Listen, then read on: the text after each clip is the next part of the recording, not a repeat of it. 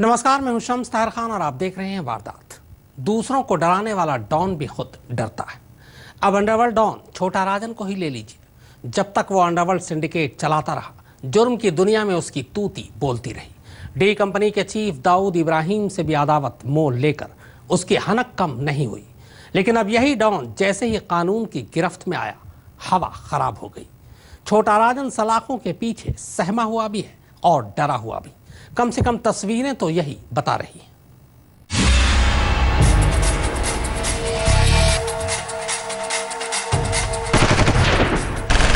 एक तरफ ये रोबदाब, ये टशन और ये जलवा, और दूसरी तरफ ये हथकड़ी और ये कैमरे से मुंह छिपाने की कोशिश। एक तरफ शानदार सोफे पर सूट बूट में चौड़े से बैठे होने की ये तस्वीर, और दूसरी तरफ पुलिस अफसर का कंधा थामे मुलजिम की वर्दी में यूं पीछे पीछे चलने की मजबूरी। एक तरफ संगीन के साए में ही सही खुलकर जीने की आजादी, और दूसरी तरफ 24 घंटे हवालात में कैद रहने की ये मुश्किल। ये दोनों तस्वीरें अंडरवर्ल्ड डॉन छोटा राजन के अर्श से फर्श तक पहुंचने की पूरी कहानी बयान करती है। कहते हैं जब वक्त का पहिया घूमता है तो अच्छे अच्छों के होश ठिकाने आ जाते हैं। छोटा राजन की हालत कुछ ऐसी ही है। कल तक देश के जिस दूसरे सबसे बड़े डॉन का नाम भर सुनने से अच्छे अच्छों की हवा खराब हो जाती थी, जिसके एक इशारे भर से करोड़ों रुपए इधर से उधर हो जाते थे, आज खुद उसी डॉन की हालत खराब हो चुकी है। पुलिस की गिरफ्त में आने के बाद न तो उसकी कोई रजा बची है और न ही उसकी कोई मर्जी रही है, बल्कि किसी भी दूसरे मामूली मुलजिम की तरह छोटा राजन भी अब पुलिस के इशारे पर ही दिन रात उठने और बैठने को मजबूर है। मेरे पीछे है पोल्डा बाली। बाली में वो जगह जहां पर छोटा राजन को रखा गया है। रविवार को छोटा राजन को यहां पर लाया गया और उसके बाद से ही कड़ी सुरक्षा में, मेरे पीछे आप देख सकते हैं, ये वो जगह है, पहली मंजिल जहां पर के छोटा राजन को रखा गया है। और बहुत बड़ी सुरक्षा की यहाँ इंतजाम है। जितने हाई प्रोफाइल जो प्रिजनर्स होते, कैदी होते हैं, उनको यहाँ पर रखा जाता है। इंडोनेशिया पुलिस के कब्जे में आने के बाद अंडरवर्ल्ड डॉन छोटा राजन की ये सबसे ताजी तस्वीरें हैं। वो तस्वीरें जिनमें उसकी असलियत और मौजूदा हालात दोनों कैद हैं। और हालत ये है कि 5 फीट 4 इंच की हाइट वाले इस शख्स को देखकर अब ये यकीन कर पाना भी मुश्किल होता है कि ये वही शख्स है जिसने कभी जराइम की दुनिया में इतना बड़ा नाम पैदा किया था। शुरुआती तफ्तीश की औपचारिकताओं के सिलसिले में मंगलवार को जब इसी छोटा राजन को बाली पुलिस के मुख्यालय में लाया गया तो उसकी हालत देखने वाली थी। सिर के बाल बिखरे हुए थे। शर्ट के ऊपर उसने बाली पुलिस की नारंगी रंग की वो टी शर्ट पहन रखी थी जो खास तौर पर मुलजिमों को पहनने के लिए दी जाती है। लेकिन अपने इस हालत में वो कैमरों का सामना करने से लगातार बच रहा था। मीडिया के तमाम सवालों पर उसने जहां खामोशी ओढ़ ली, वहीं चेहरा छुपाने के लिए वो अफसर के पीछे पीछे छुपकर चलता रहा। इसके बाद उसे सीधे पुलिस मुख्यालय से हवालात में ले जाकर बंद कर दिया गया। लेकिन यहाँ भी उसके चेहरे पर बेचैनी साफ दिख रही थी। इस दौरान पुलिसकर्मी उससे मामूली पूछताछ भी करते रहे और वो खड़े खड़े ही तमाम सवालों के जवाब देता रहा। लेकिन इस पूरी प्रक्रिया के दौरान उसके हाथ कभी भी हथकड़ी से आजाद नहीं हुए। थोड़ी देर की पूछताछ के बाद उसे आगे की कार्रवाई के लिए कहीं और ले जाया गया, लेकिन इस बार भी वो कैमरों से बचने की लगातार कोशिश करता रहा। और इसी कोशिश में उसे पुलिस की गाड़ी में सवार होने के दौरान सिर में मामूली चोट भी लग गई। बाली से आतिर खान के साथ आज तक ब्यूरो। इंडोनेशिया में गिरफ्तार होकर हिंदुस्तानी एजेंसियों की झोली में आ गिरे छोटा राजन के सितारे वाकई गर्दिश में। केंद्र सरकार ने मुंबई पुलिस से छोटा राजन के डोजियर की मांग की है और पुलिस की माने तो इस डोजियर में उसके खिलाफ 70 से ज्यादा ऐसे संगीन गुनाहों की लंबी फहरिस्त है कि एक बार भारत आने के बाद जेल से बाहर आना उसके लिए किसी ख्वाब से कम नहीं होगा।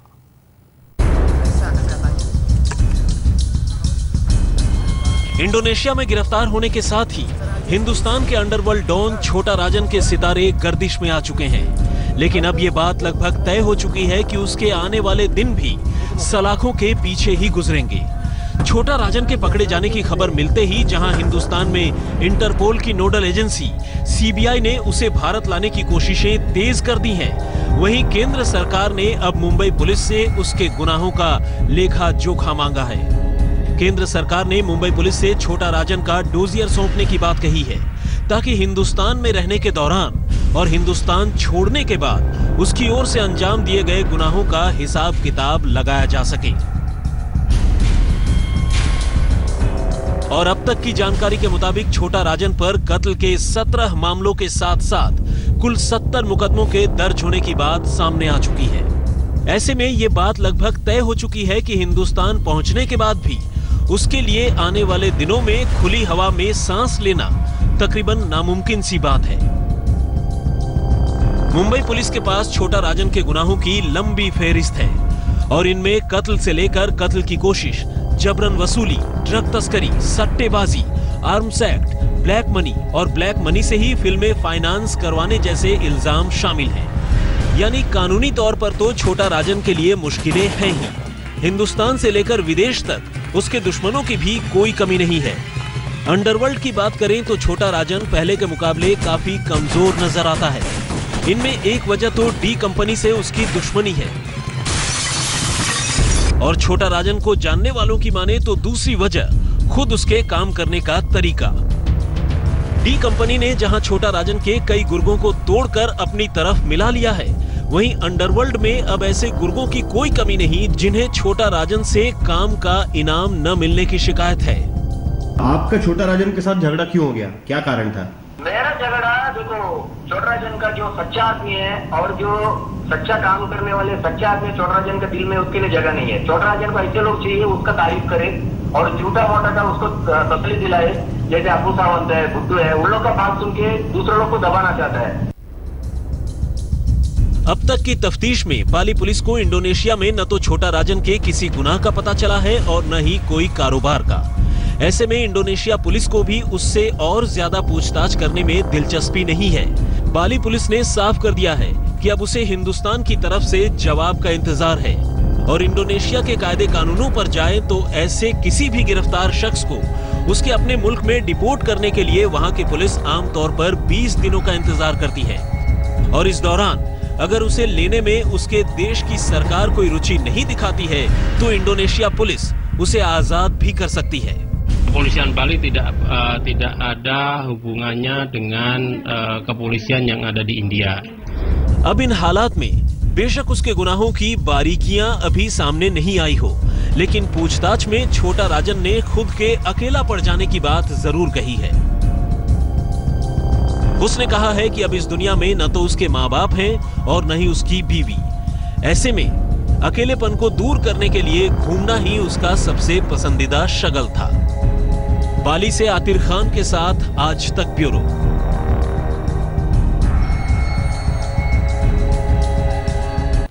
डी कंपनी यानी दाऊद इब्राहिम ने छोटा राजन के नाम की सुपारी तो सालों पहले निकाल दी थी, लेकिन सूत्रों की माने तो अब डी कंपनी ने उसे ऑस्ट्रेलिया में तकरीबन घेर ही लिया था। ऐसे में अगर वो पकड़ा नहीं जाता तो शायद मार डाला जाता।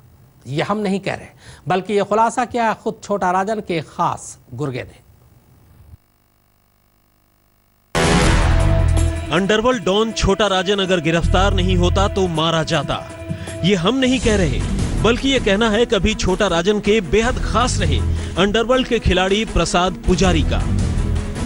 जी हां, वही प्रसाद पुजारी जिसने छोटा राजन के इशारे पर न सिर्फ कई लोगों को मौत की नींद सुला दिया, बल्कि जिसे मुंबई पुलिस के साथ साथ पूरे महाराष्ट्र की पुलिस भी सरगर्मी से तलाश रही है। वैसे पुलिस पुजारी तक पहुंचे या नहीं, पुजारी ने आज तक से बातचीत में यह खुलासा जरूर किया कि अगर अब छोटा राजन गिरफ्तार नहीं होता तो डी कंपनी उसका काम तमाम कर देती। मतलब छोटा राजन का काम 100% था ऑस्ट्रेलिया में। 100 नहीं भाई, 2001 तक का श्योर काम था ये बात नाना को भी मालूम पड़ चुका है। जो आदमी इतना साल भागता है वो और थोड़ा नहीं भागता था, वो क्यों जाएगा जेल काटने को। एक ऐसा अंडरवर्ल्ड डॉन जो 20 सालों से भी ज्यादा वक्त से कानून की नजर से फरार चल रहा हो, और जिस तक पहुंचने के लिए सीबीआई से लेकर इंटरपोल तक लगातार हाथ पांव मार रही हो, वो जब गिरफ्तार हुआ तो कुछ इतनी आसानी से हुआ कि अब लोगों को उसकी गिरफ्तारी पर भी एतबार नहीं हो रहा है। ऐसे में जब यही सवाल छोटा राजन के गुर्गे रहे पुजारी से किया गया तो सुनिए उसका क्या कहना था। वो क्यों जाएगा जेल काटने को? वो क्यों जाएगा वही 600 शूटर लोग के जगह पे जहाँ पे उसके नाम से कितने लोग जमा हो गए, कितने लोग एनकाउंटर हो गया, वो उनके बीच में क्यों जाएगा? अभी बताओ।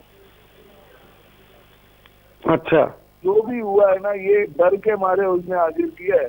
जाहिर है पुजारी की माने तो अब छोटा राजन अलग थलग पड़ गया था और डी कंपनी ने ऑस्ट्रेलिया में ही उसे ठिकाने लगाने की तैयारी कर ली थी और इसी वजह से वो जान बचाने के लिए बाली आया और जानबूझकर अपने असली पासपोर्ट पर आया ताकि गिरफ्तार हो जाए और कम से कम जिंदगी बच जाए। अरविंद ओझा, दिल्ली, आज तक। जुर्म की दुनिया में जिस छोटा राजन ने करोड़ों की अंपायर खड़ी की, फिल्में फाइनेंस की और यहां तक कि जिसके किरदार पर फिल्में तक बन गई, वही छोटा राजन आखिर इतना कमजोर कैसे पड़ गया? अंडरवर्ल्ड को करीब से जानने वालों की माने तो एक तो डी कंपनी से उसकी दुश्मनी और दूसरा उसका अपने ही गैंग के लोगों के साथ बेरुखी भरा रवैया इसकी वजह बनी।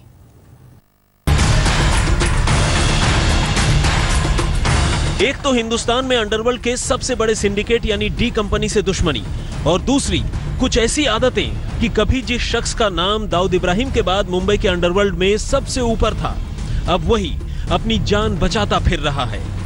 छोटा राजन को करीब से जानने वाले गुर्गों की माने तो उसने कभी अपने गैंग में काम करने वाले शूटर और गैंगस्टरों की कदर नहीं की, जिनके दम पर वो अपना पूरा गैंग चला रहा था। और यही वजह है कि डी कंपनी से आने वाले एक एक कॉल के साथ उसके लड़के टूटते चले गए। आप भी सुनिए कभी खुद छोटा राजन के लिए ट्रिगर दबा चुके प्रसाद पुजारी का अपने आका रहे छोटा राजन के लिए क्या कहना है। नाना के साथ आपने काम किया, नाना के लिए काम किया। ये नाना का जो अरेस्टिंग है छोटा राजन का, गिरफ्तारी, ये क्या है? ये आपको क्या लगता है गिरफ्तारी के पीछे? गिरफ्तारी तो सिर्फ एक ऐसा, क्या बोलूं अभी आपको, कि ये जो अभी उसने डर के मारे ये सरेंडर किया है। आप समझ रहे मेरी बात? क्योंकि उसको अभी कवर देने के लिए कोई बचा नहीं, क्योंकि अभी वो जिस कवर को जाता था वही लोग उसको मार देते थे, क्योंकि ये सब लोग के साथ धोखा किया। हालत ये हो गई थी कि राजन का रसोइया मितवा, सिपहसालार, रवि और विमल जैसे लोग भी अब डी कंपनी के पाले में जा मिले थे और ये सब डी कंपनी के नंबर 2 छोटा शकील को राजन के बारे में पल पल की खबर दे रहे थे। यानी छोटा राजन अब चारों तरफ से घिर चुका था और इसके लिए खुद छोटा राजन ही जिम्मेदार था। बहरहाल राजन के गुर्गे रहे पुजारी की इन बातों से इतना तो साफ है कि अब पकड़े जाने के सिवाय छोटा राजन के पास कोई चारा नहीं था। लेकिन उसकी इस हालत के लिए उसके दुश्मन जितने जिम्मेदार थे, खुद छोटा राजन भी कम नहीं था। अरविंद ओझा, दिल्ली, आज तक। तो वारदात में फिलहाल इतना ही, मगर आज तक पर खबरों का सिलसिला लगातार जारी।